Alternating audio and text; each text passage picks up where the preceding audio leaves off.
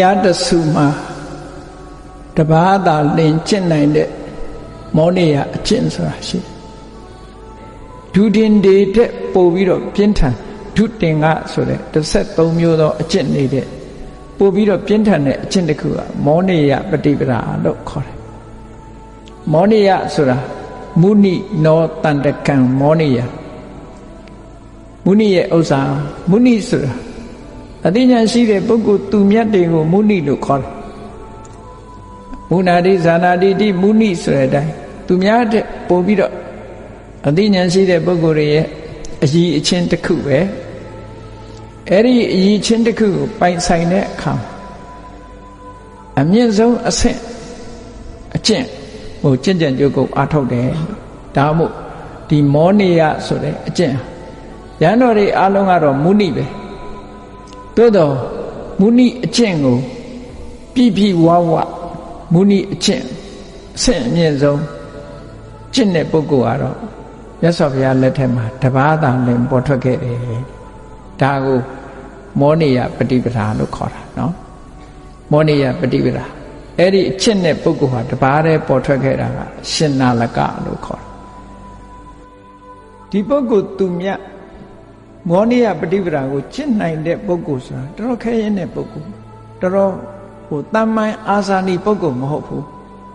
ကောင်းတဲ့နေရာဒီပင်နဲ့သူကအလိုနီးတဲ့ဂုဏ်တွေနဲ့ပြည့်စုံတယ်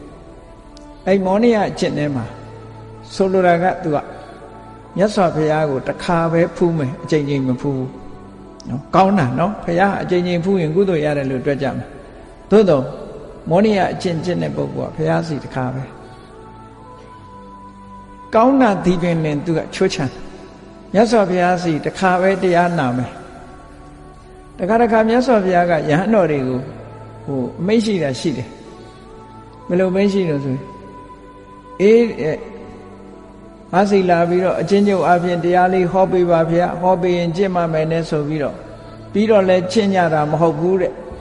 တခါလာငါ့ကိုဘာလေးဟောပေးပါဦးဗျာတပီတော့ကျင့်မှမယ်နဲ့ဆိုလာလျှောက်ကြတယ်ပြီးတော့လဲကျင့်တာမဟုတ်ဘူးငါ့ကိုပဲဟောပေးဖို့တိုက်တွန်းနေတာတဲ့ဟောထားတဲ့တရားနာပြီးတော့လဲကျင့်တာလည်းမဟုတ်ဘူးလို့တုတ်တန်နေမှာဒီလိုပြစ်တင်ပြောဆိုတဲ့စကားလေးတွေရှိတယ်မြတ်စွာဘုရားဒီမောနေယကျင့်တဲ့ပုဂ္ဂိုလ်ကဘုရားစီကိုမောနေယအကျင့်လျှောက်တာတစ်ခါပဲလျှောက်တယ်နောက်ထပ်မလျှောက်တော့ကောင်းတဲ့အလုပ်ဒီပင်နဲ့သူကဒီလိုတစ်ခါတည်းနဲ့သူကနေတာရွာတရွာမှာတစ်ခါပဲဆုံးခံမယ်တစ်ပင်တစ်ပင်အောက်တစ်ချိန်ပဲဝင်မယ်ဘယ်တော့မှနောက်ထပ်မလာဘူးဒီရွာကိုလည်းဘယ်တော့မှမလာဘူးဒီအိမ်ကိုတစ်ခါပဲဆုံးခံမယ်နောက်ထပ်မခံအလုံးပေါ်မှာဒီတစ်ချိန်ကလွဲအလုံးကိုစွန့်လွတ်နိုင်တဲ့စွမ်းရည်တတ္တိရှိတဲ့အကျင့်မျိုးပေါ့နော်ဒီလိုကျင့်တဲ့အကျင့်မျိုးပေါ့အပိစ္ဆဂုံကိုသရုပ်ဖော်တဲ့နေရာမှာအဆင့်မြင့်တယ်လို့ဒီလိုပြောတယ်အဲ့တော့ဒီမောနေယကျင့်တဲ့ပုဂ္ဂိုလ်ဟာအမှန်တမ်းထူးချွန်တဲ့တကယ်ကိုအာဇာနည်သူရဲကောင်းပုဂ္ဂိုလ်မျိုးဖြစ်သည့်အတွက်ကြောင့်ဘုရားတဆူမှာတပါးပဲကျင့်နိုင်တယ်ဆိုအဲ့တော့ဒီမောနေယအကျင့်ကျင့်မှယဟန္တာဖြစ်တာလို့တော့ဆိုလိုတာမဟုတ်ဘူး။နော်လောကမှာအရည်ချင်းဆိုတာအမျိုးမျိုးရှိတယ်။ရည်ချင်းဆိုတာအမျိုးမျိုးရှိတယ်။လူတွေရဲ့ human capacity ပေါ့။လူတွေရဲ့အရည်ချင်းဆိုတာအမျိုးမျိုးရှိတာပေါ့။ပြောရမယ်ဆိုလို့ရှိရင်အခုကလူတွေဟာကြည့်လေကမ္ဘာပေါ်မှာအမြင့်ဆုံးလို့သတ်မှတ်ထားတဲ့ဧဝရက်တောင်ကိုတက်ကြဒါဘာလို့တက်တာလဲဟယ်လီကော်ပတာနဲ့ပေါ်တက်လိုက်လေရတာလေမြန်နဲ့တက်ပြီးတော့ကြည့်လေရတာသို့တော့ဒီခက်ခဲတောင်ထိပ်ခြေချင်းလျှောက်ပြီးတော့တက်နိုင်တဲ့လူတွေရဲ့ human capacity ဆိုလူစွမ်းရည်ဘယ်လောက်ရှိသလဲဒါကိုပြခြင်းလို့တက်ကြတာပဲလေတက်ကြအမှန်အခုခေတ်လို့ဆိုလို့ရှိရင်ဟယ်လီကော်ပတာနဲ့တက်သွားခဏလေးရောက်မှာပေါ့ဒါ human capacity လို့ဗမာတွေကြည့်ပြီ